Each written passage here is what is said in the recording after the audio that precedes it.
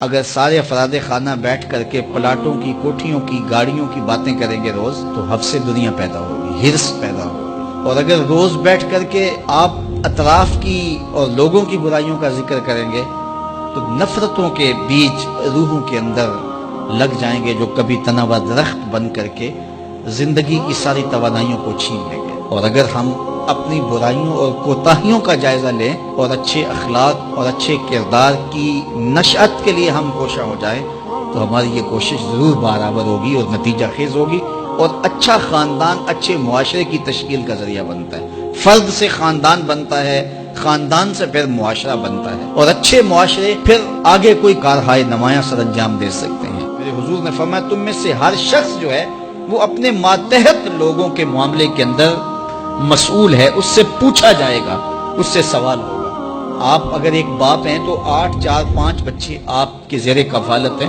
تو ان کے معاملات کے آپ ذمہ دار ہیں۔ اگر آپ ٹیچر ہیں تو شاگردوں کے معاملات کے ذمہ دار ہیں۔ اگر آپ ایک فیکٹری بنائی ہے اور 200-300 لوگ وہاں کام کر رہا ہے تو جتنی آپ کی ذمہ داریاں جو ہے وہ بنتی ہیں تو ان کو وہاں آپ نبھائیں گے۔ اور اگر آپ ہادی قوم ہیں، رہنمائی قوم ہیں، تو پھر اس حساب سے آپ کی ذمہ داریاں بنتی ہیں۔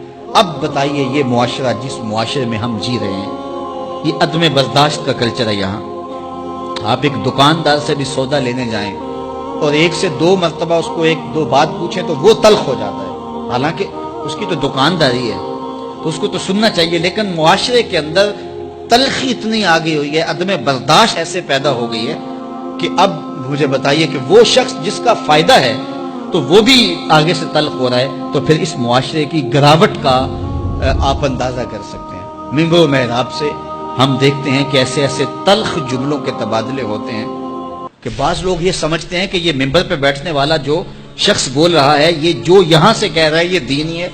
ہمارے ہاں اتھارٹی اللہ کے رسول ہیں صلی اللہ علیہ وسلم۔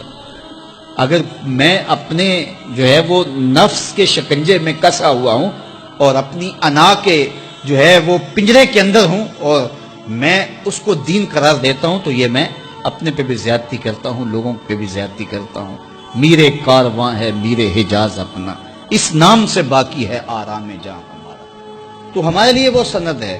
تو اگر میں بھی یہاں اپنی گفتگو کو اس انداز سے مرتب کروں کہ اس سے معاشرے کے اندر بد اخلاقی کی نمو ہو، تو پھر مجھے بتائیے گا کہ آپ خیر کہاں سے تلاش کریں گے؟ چوں کفر از خانہ کعبہ برخیزت کجا مان مسلمانی۔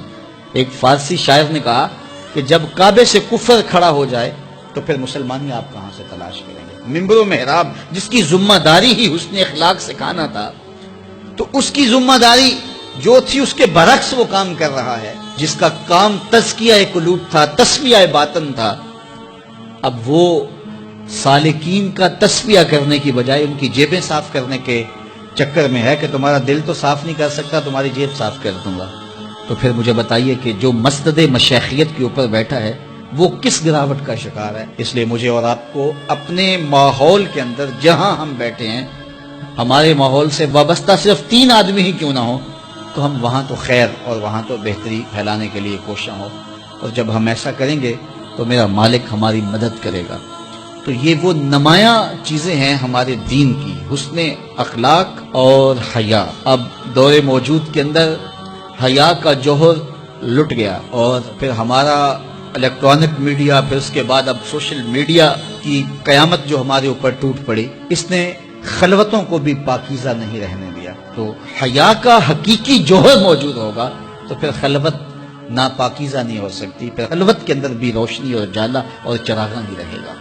تو ایک تو ہم نے اپنی اور اپنی نسل اور اپنے جو بھی جن کا ذمہ ہمارے ذمہ لگایا گیا ہے ان کو حیا کی اس دولت کے ماحول کو فراہم کرنا ہے، اور دوسرا ہم کبھی بھی اپنی اولاد سے، اپنے شاگردوں سے، اپنے حلقہ احباب سے، اپنے دوستوں سے کبھی بھی بدخلقی کی بدبو اور نفرت کو کبھی بھی پھیلنے نہ دیں۔